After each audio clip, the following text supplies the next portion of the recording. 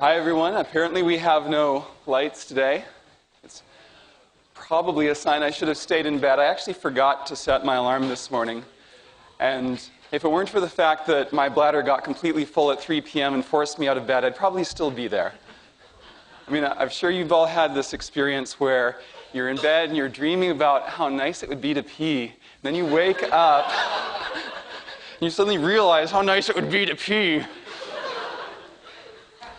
So you can all thank my urine for today's lecture.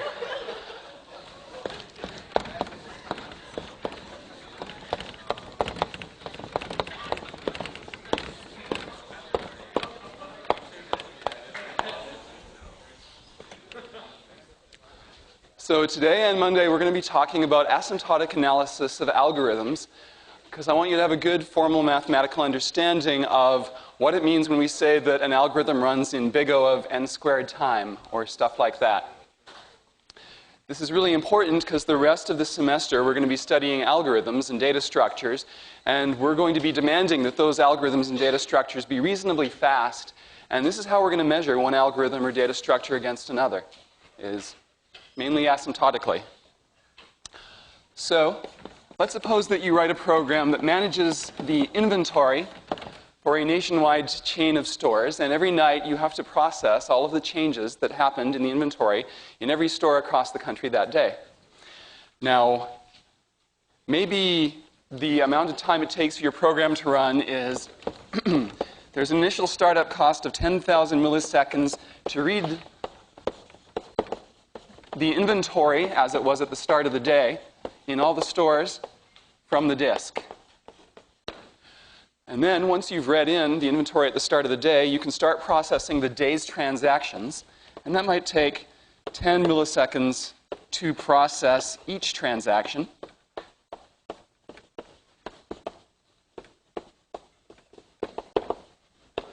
And in that case, if you want to process n transactions,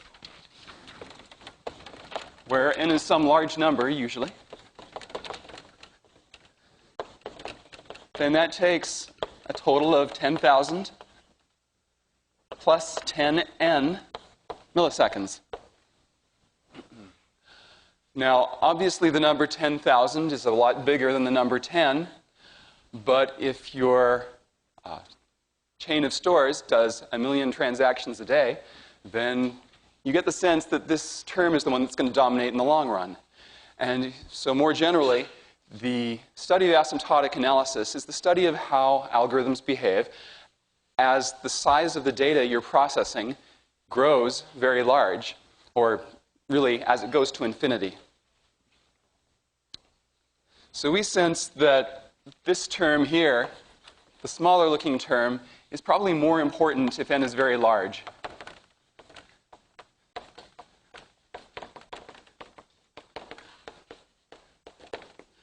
But we'd like to have a formal way of validating that intuition. And that's what asymptotic analysis is about.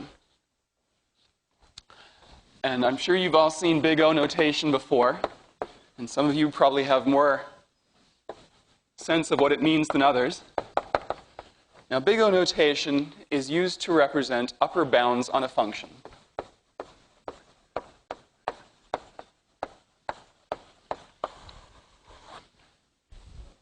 And it has a very firm, formal mathematical meaning. It's not just hand-waving about how fast an algorithm runs. First of all, you should think of big O notation as sort of an abstract relationship between two functions. So the function often is the worst-case running time of a program, but not always. That's the main thing we use it for. So we'll talk a lot about algorithms running in big O of x time, and that tells us usually how fast the algorithm runs, but you can use it for other things as well, and I'll talk about that shortly. Usually when we use big O notation on the running time or the memory use of a program, there's some variable n which describes the size of the program's input. What do I mean by the size of the program's input? Well, you could measure the size in bits. How many bits of information does your program have to read off disk before it can process the inventory? You could measure it in terms of the number of items. Often that's more convenient. How many items do you want to insert into your linked list? But those just differ from each other by a constant factor. So usually for asymptotic analysis, we don't need to specify exactly how n is measured. Next, we're going to have some function that is a real-world function that describes some actual process in the real world. For instance, it might be the actual maximum running time of your inventory program in microseconds on an input of n items. And so this is an example of something that might be a t of n. This is the kind of function I have in mind. It's a complicated looking function and might be a lot more complicated looking than that. And so we want to abstract away all of the details that don't matter and compress it down to something simple. So we select a second function that we want to use for an upper bound. So fn is another function, but it's not an exact measure of something in the real world. Instead, it's something that we want to choose to be as simple as possible, so that we can convey how fast an algorithm runs asymptotically to another person without letting details get in the way. Now, having said that, I want to give you an informal definition of big O, and then I'm going to give a mathematically formal definition later. So just to get an informal start, I say that the real-world function, t of n, is in big O of some nice simple function, f of n, if and only if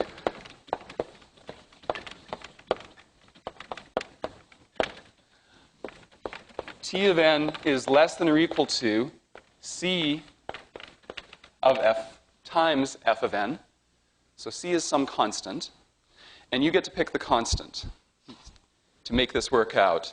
So this has to be true whenever n is big enough. And it has to be true for some large constant c.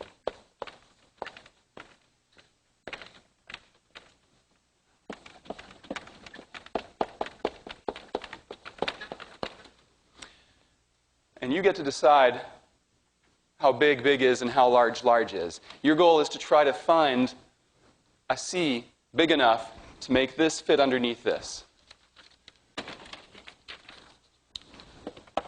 So, how big is big? Well, you need to choose n big enough to make the first function fit under the second one.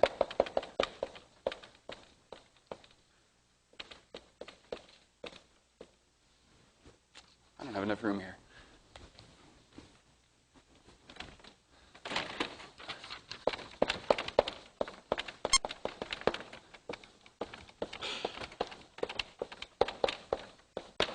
There.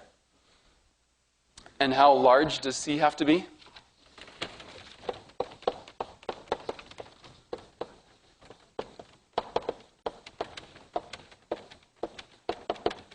And the answer is the same.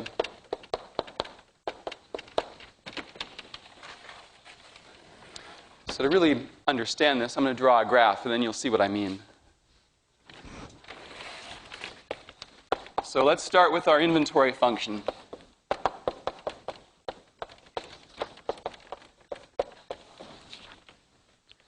So again, remember, the function we're looking at is t of n equals 10,000 plus 10n milliseconds. And we want to show that that's bounded in big O notation by a simple function. So we try one out. Let's try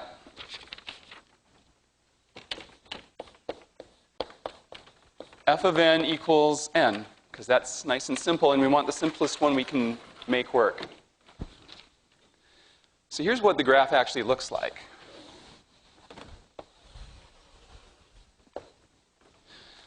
First of all, my function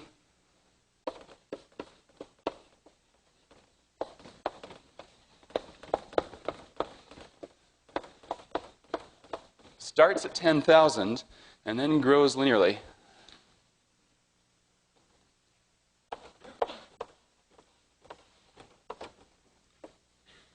Like this. So this is T of n.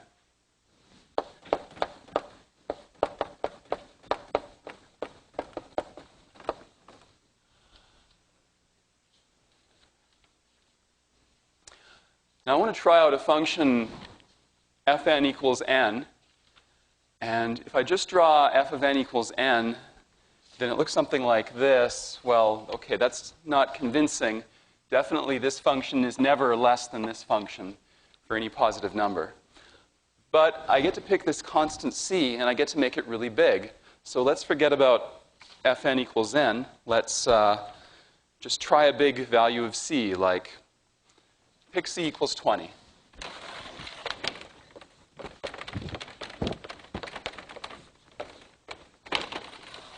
So what happens if c equals 20? Well, our function c times f of n starts out slow, because it starts at 0, but it picks up speed fast, and before you know it, it's bigger than t of n. So this is c times f of n, which is equal to 20 times n. And so at 20,000, or when the number of inventory items is 1,000, then it catches up to the true running time. And then everywhere to the right, it's bigger. C of f of n is bigger than t of n everywhere to the right of this line.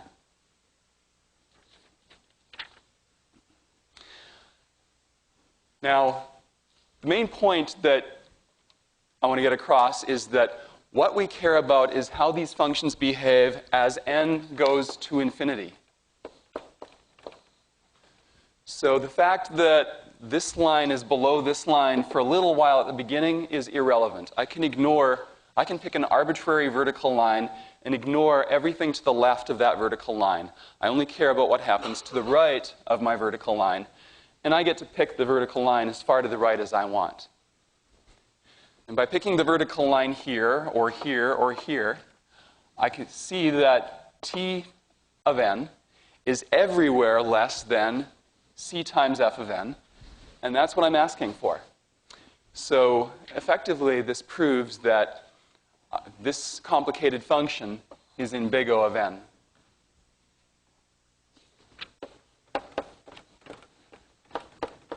For any n greater than or equal than 1,000, t of n is less than or equal to c times f of n, as I promised. And therefore,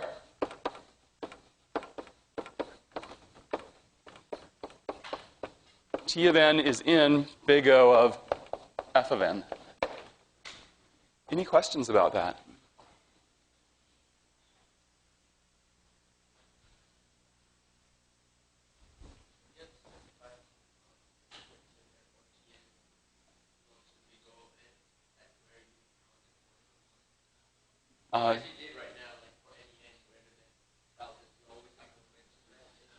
If you want to prove that this is true, then yes, you have to specify where that vertical line goes. If you aren't actually proving this, if you're just stating it, then you don't have to say where the vertical line is. When you just state this, when I just say t of n is in big O of f of n, I'm saying that that vertical line exists. Somewhere there's a vertical line, and to the right of that vertical line, this is always true. Other questions?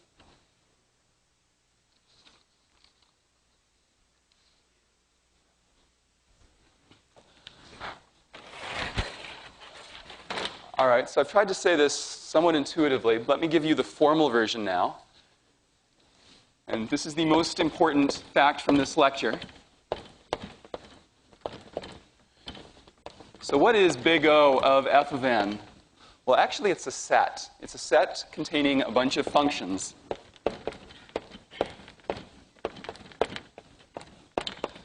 It contains all of the functions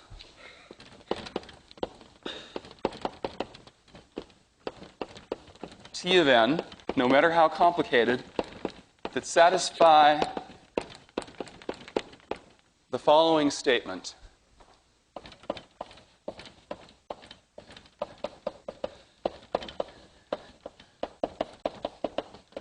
There exist positive constants, C and capital N, such that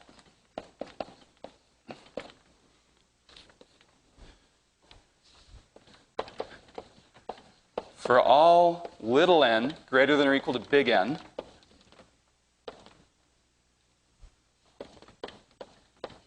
T of little n is less than or equal to C times F of little n. That is the formal statement of what big O is.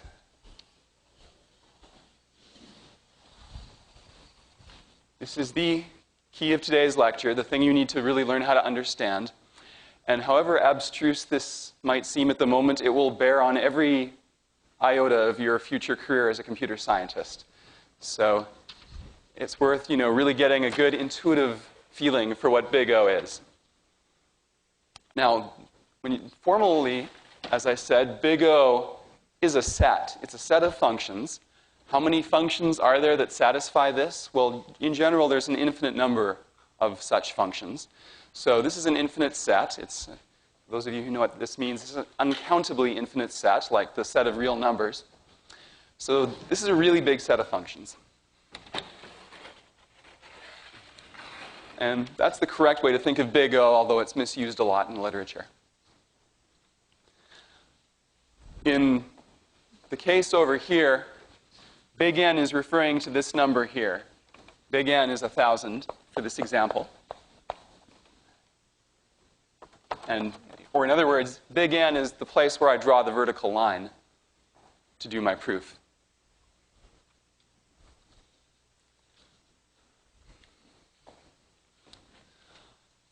So let me give you some sort of examples and important corollaries about how big O works based on this definition.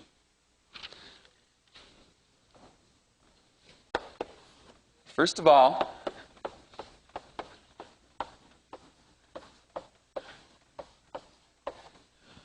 a million n is in big O of n. How do I prove that? Well, it's really easy. I set C to a million.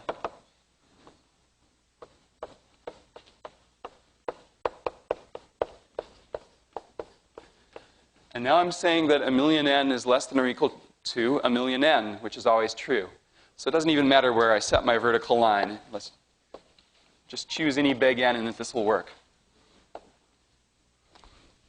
So what the sort of moral lesson here is that big O notation does not care about constant factors in front of your running time.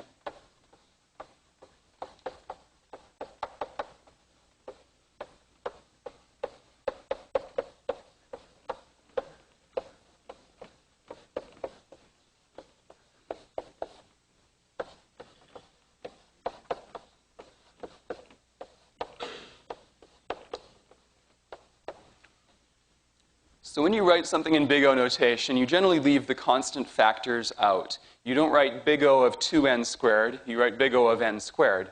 You can write big O of 2n squared. That's a perfectly correct thing to write. But the whole purpose of big O notation is we want to express running times in the simplest form possible. And constant factors don't matter. Now, there's a reason for that. You may know that computers have been getting exponentially faster over the last 50 years. And so something that runs in 100 seconds today might run in half a second tomorrow. The constant factors vary based on how good a programmer you are, how good your compiler is, how fast your operating system is, how fast your computer is, all kinds of things. And the purpose of big O notation is to abstract out the parts that are independent of the architecture and depend only on the algorithm itself. So we want to evaluate an algorithm's speed independently of what physical medium it's realized in.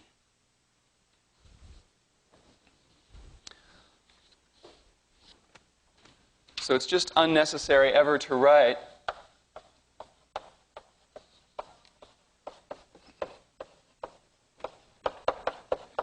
something like big O of 2n. It's not incorrect. I mean, mathematically, that's a perfectly good function. But it sort of defeats the purpose of big O notation, which is to simplify an algorithm's running time so that the person you're explaining to understands it.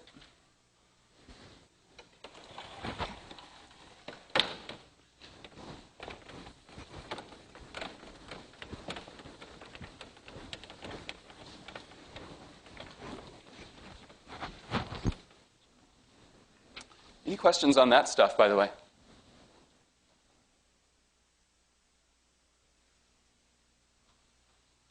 Yeah. Big O. I think it stands for order. So it was used by mathematicians, I think, even before computer scientists got a hold of it. And so they talk about terms being order n squared, order k squared. It actually probably started with very small terms rather than the very big terms that we're using. So you can talk about big O notation not only as n goes to infinity, but also as n goes to infinitesimal. And that was used a lot in the early days of, say, numerical analysis or even the study of converging series to see, how fast does a series converge to the exact answer. Yes? So by this definition, can you say big O of n is a subset of big O of n squared? Actually, you can say yes, exactly. Big O of n is a subset of big O of n squared. That's exactly correct. And I'm going to put up a whole table of these later in the lecture. Other questions?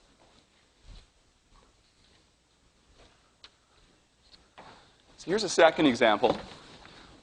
One thing I want to point out is, and this is directly related to what that gentleman just said, is that n, the function n, is in big O of n cubed, or in big O of n squared, for instance.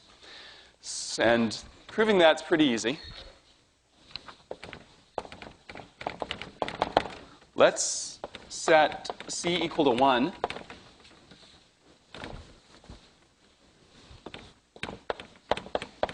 And capital N equal to 1. And I will draw this one. So again, our horizontal axis is n. Our vertical axis is the functions that we're looking at.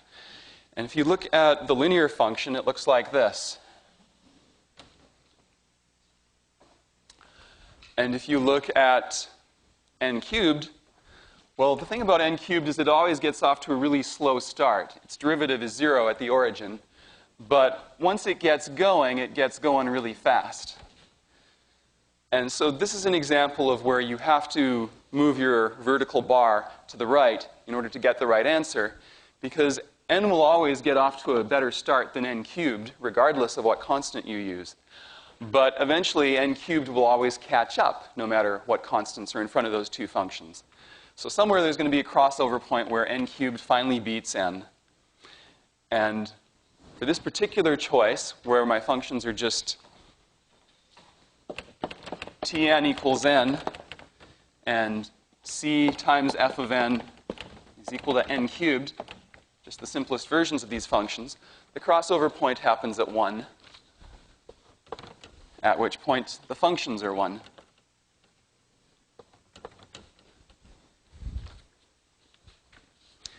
And so that's where I'm going to sit my vertical bar and say big N equals 1. And everywhere to the right of that vertical bar, T of n is less than or equal to c times f of n, as promised.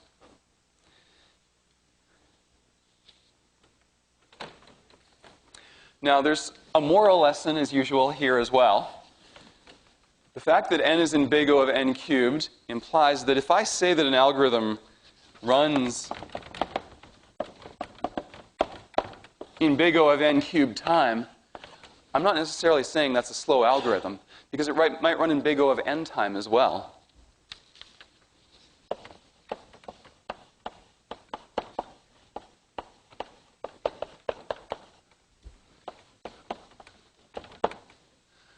So you need to know about that subtlety of what big O notation means. If you want to say that an algorithm always runs slow, there's another notation called big theta notation that we'll learn on Monday for that. But big O is an upper bound only. It is not a lower bound. And therefore, it can say that something is fast, but it can't say that something is slow.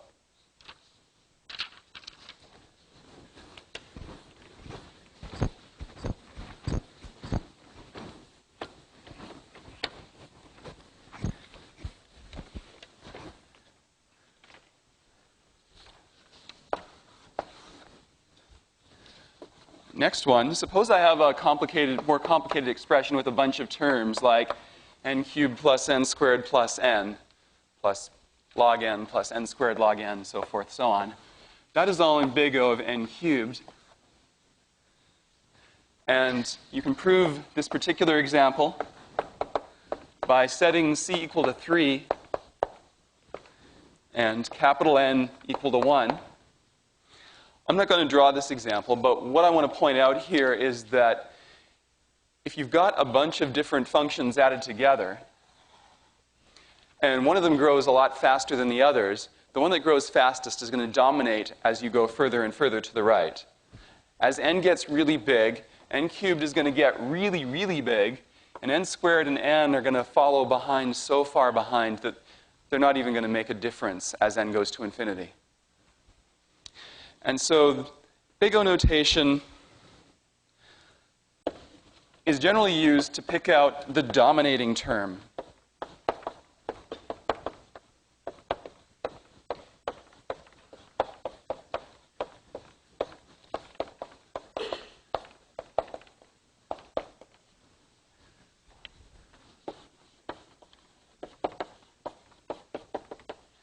And dominating means whichever one grows the largest, or the fastest growing.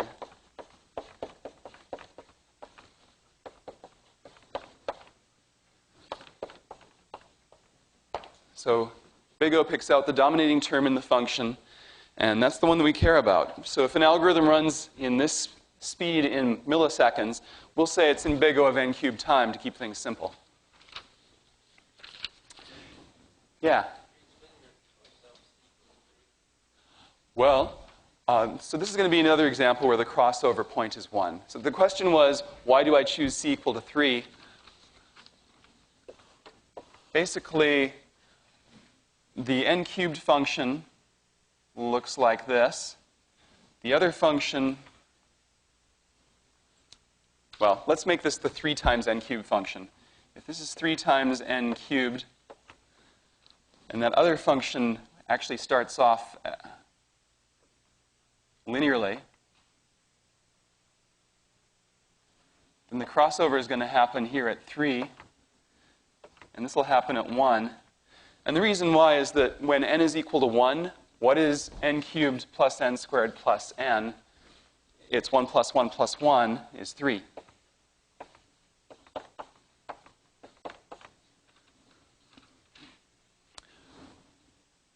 So this wasn't the only option I could have chosen. I chose this just to keep it simple, because that way the crossover point is at 1. But if I had made this 2, there'd still be a crossover point. It would just happen later. Other questions? Yes? A lower bound is called big omega, and an upper and lower bound combined is called big theta. And we'll cover those on Monday.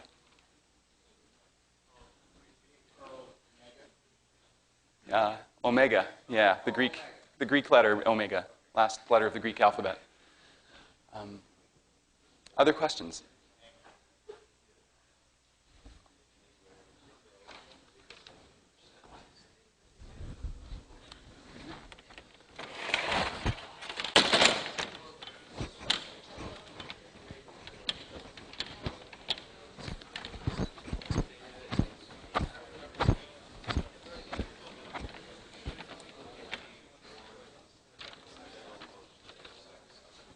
Wow, you guys are really excited about omega.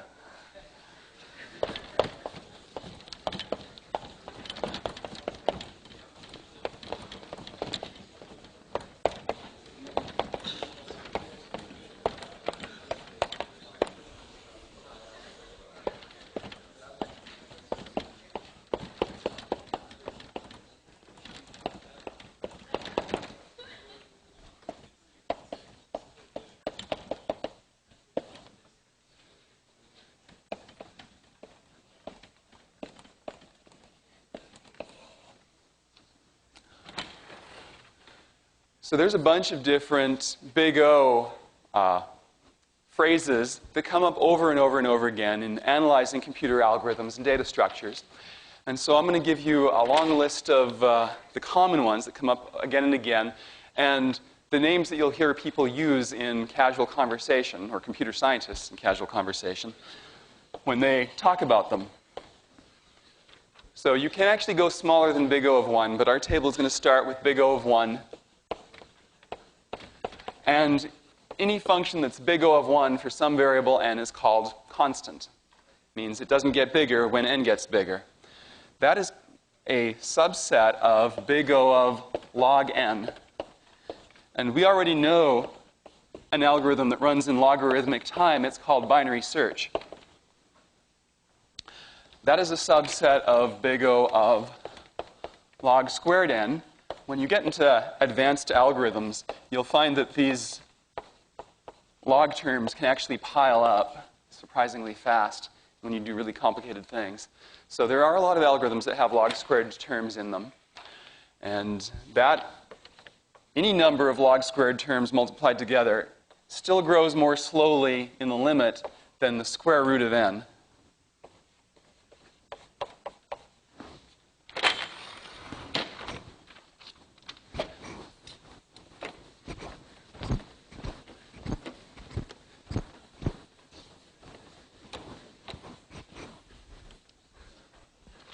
And square root of n grows more slowly than big O of n, which is called linear time, or linear space, or linear whatever, which grows more slowly than n log n. And we're going to see a lot of n log n algorithms in this class. N log n is just called n log n. It doesn't really have a name.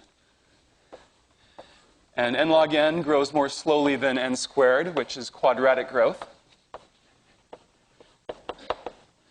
which grows more slowly than n cubed, which is cubic growth,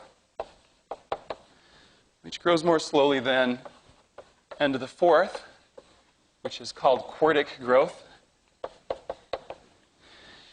There are more names for these n to the fifth, n to the sixth that aren't used very often, so I'll just skip on to the big bad ones, which are called exponential growth. There are functions that, for very hard problems, that actually run in exponentially slow time. So if you see big O of 2 to the n, that's pretty slow. But you can get slower still if you see big O of, I don't know, e to the n. E is bigger than 2. This is also called exponential. But when you're in the exponential realm, it's not just constant factors anymore, though it may look like it. E to the n grows asymptotically a lot faster than 2 to the n. So this is exponential, but way more so.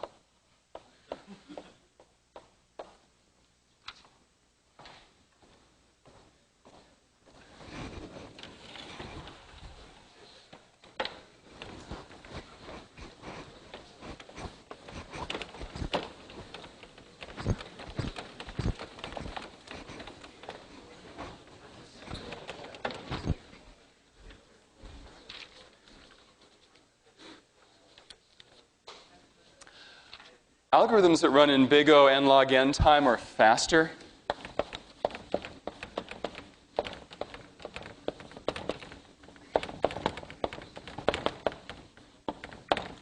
are usually considered to be efficient.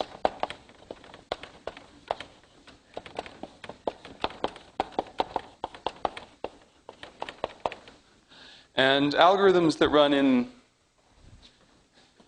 say, n to the seventh or slower time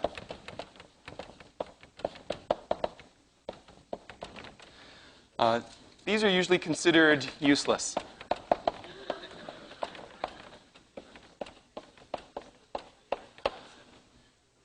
Algorithms in between that range, whether or not they're considered efficient or okay or bad or useless, depends on a couple of things. One being how large a typical problem is. So if you have an n to the sixth algorithm for solving Rubik's Cube, which actually does exist, then n with Rubik's Cube isn't very big, fortunately, so you can solve Rubik's Cube with the algorithm, so it's okay.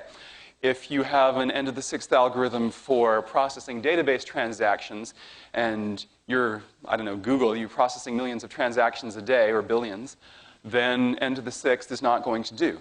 It's n squared is not going to do. You're going to have to do better than that.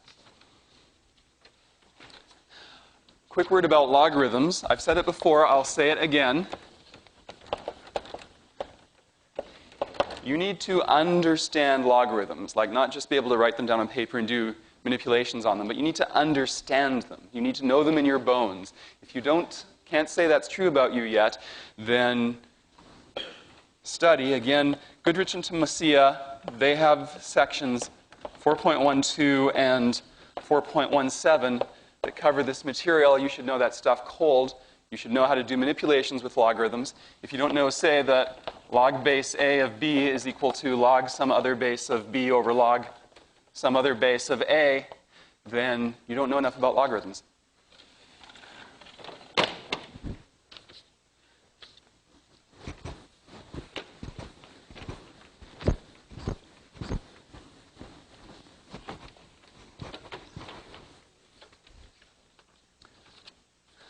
Next, I want to give you some warnings about ways that you can go wrong with big O notation if you are not careful enough or don't understand exactly what it means.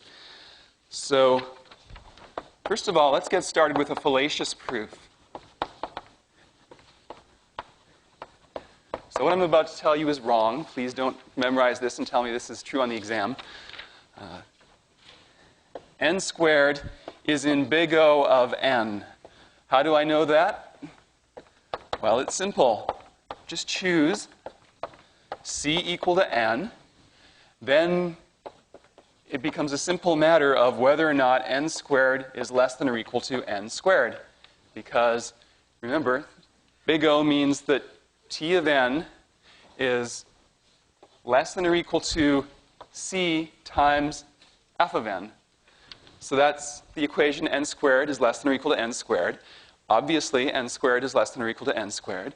So n squared is in big O of n. Somebody please tell me what I did wrong in this proof. Red shirt.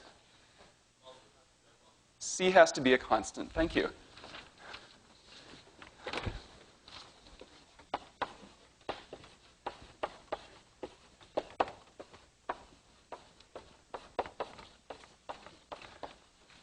So you can pick C to be any constant you want as long as it doesn't involve n.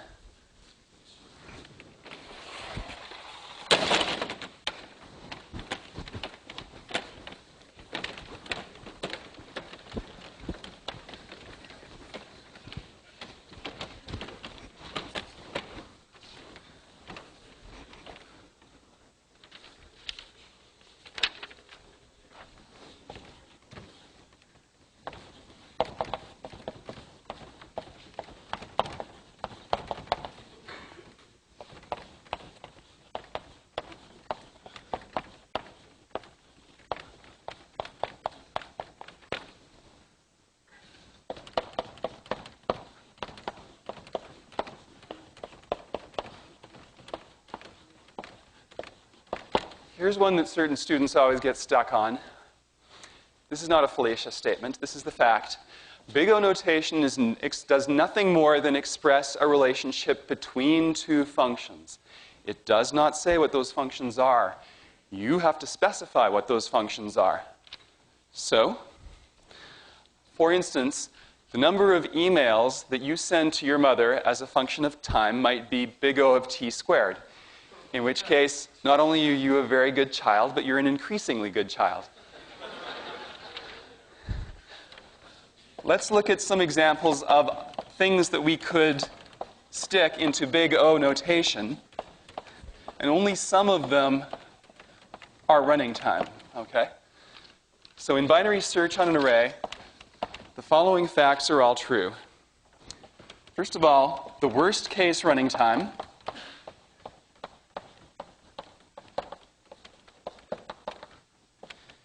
is in big O of log n. This is what big O notation is used for more than anything else, but unfortunately some people sometimes fall into the illusion that that's all it's used for. No, I can use it for all kinds of other things. I can talk about the best case running time of binary search. And that's different because in binary search, sometimes you get lucky and you find what you're looking for on the very first probe. So the best case running time is, well, it would be correct to say it's in big O of log n, but it's also correct to say that it's in big O of 1. It's that fast. If you're lucky, then you're lucky. The memory use of binary search is in big O of n. We can also often talk about how much memory an algorithm takes. Binary search takes a linear amount of memory. You have to store all of the values that you're searching on.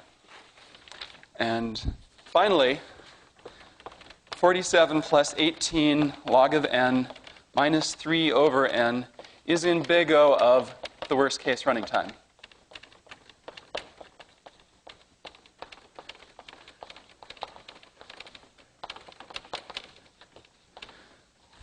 See, it's just two functions. It's a relationship between two functions. And I get to decide which function I put on the left side and which function I put on the right side. And those can be any functions I want. And every year it seems like there's a few students whose brains fuse when I use big O notation on an exam in any other way other than this one. And so when something like this appears, they just short out, you know. So please try to remember this and don't be that student.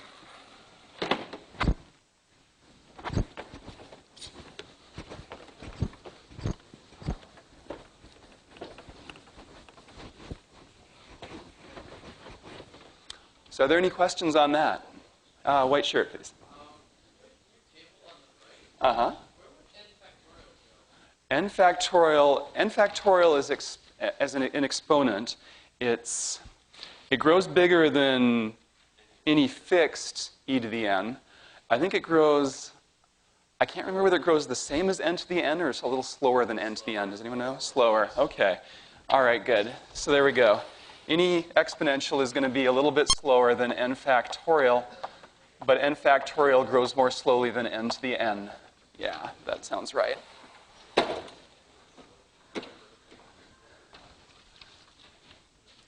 I'm not going to ask you to prove that on the exam. Other questions?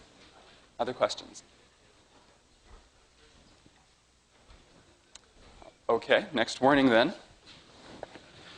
So I told you before that big O does not care about constant factors. But actually that depends on where the constant is. So if you just put a constant in front of a term and multiply it by 2, big O notation doesn't care about that. But it does care about exponents and things that are exponented. So for instance, here's more fallacious statements. Suppose I say that e to the 3n is in big O of e to the n because constant factors don't matter.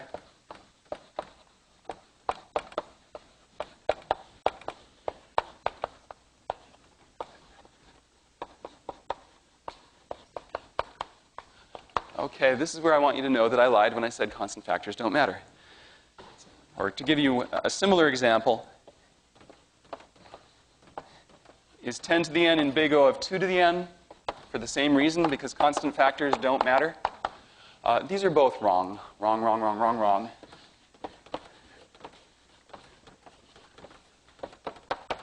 And the way to figure out that they're wrong is just to divide. What happens when you take e to the 3n and divide it by e to the n to find out what this constant factor really is? Well, e to the 3n is bigger than e to the n by a factor of e to the 2n.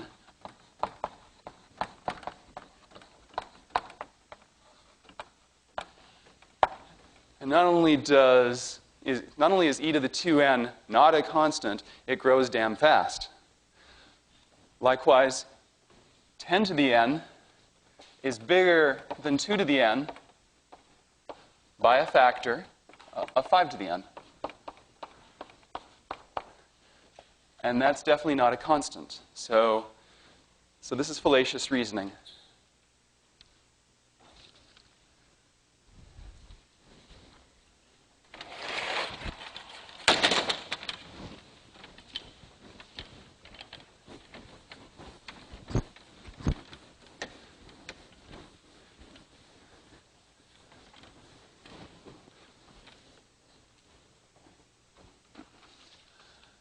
And the final warning.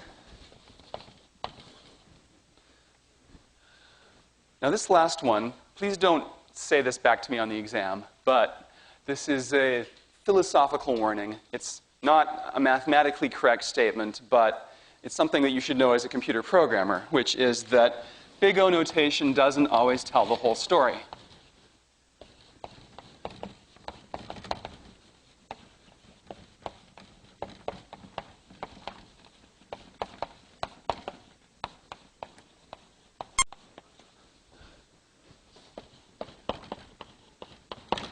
Now, on exams, we're going to pretend it does tell the whole story.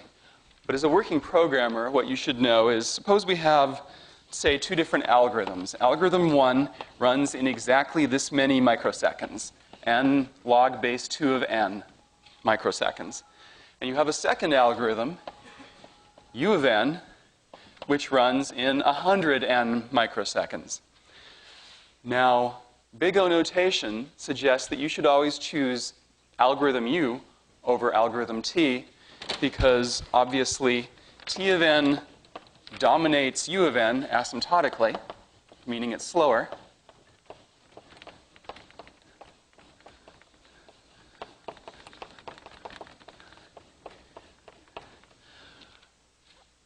Unfortunately, u of n is only faster than t of n in practice if n exceeds the number of what current estimates of the number of subatomic particles in the known universe. You see, this is a log 2 of n term, and log 2 of n is only bigger than 100 if n is bigger than 2 to the 100th power. And you're not going to be able to fit that many items into any modern computer, or even close, or any computer probably that will ever be built. So really, you can say that log 2 of n is less than or equal to 50 in practice. And that's something that you should think of when you're, in practice, choosing algorithms. Which algorithm you're going to implement for a particular implementation. If you know one of them has a really small or has a really big constant, maybe a log n factor is a better hit to take. And in fact, for most of you, you'll probably never have log 2 of n bigger than 30. Because even that fills up a 32-bit CPU. That much data. So any questions about any of this?